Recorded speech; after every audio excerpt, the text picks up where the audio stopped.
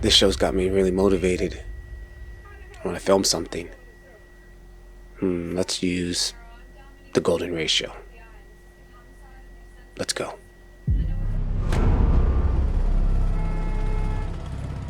Well, another video, another year. I'm tired of posting stuff that YouTube's not recommending. So now I'm gonna start creating for myself. Things that make me happy. If you made it this far into the video, you're probably wondering what this video is about. It's about composition. I'm experimenting with the golden ratio. Most of you don't understand what the golden ratio is. Most of you don't watch my videos past 1 minute, so Google it and you'll find all the information you need. And yeah, sorry, there's no cool transitions or running around with the gimbal inverted and all that. I'm just getting back to the basics.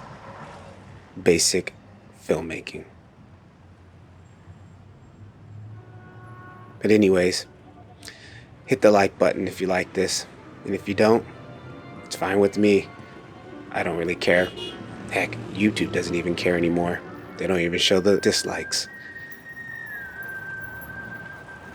So, I'll catch you in the next one. Keep filming. Peace.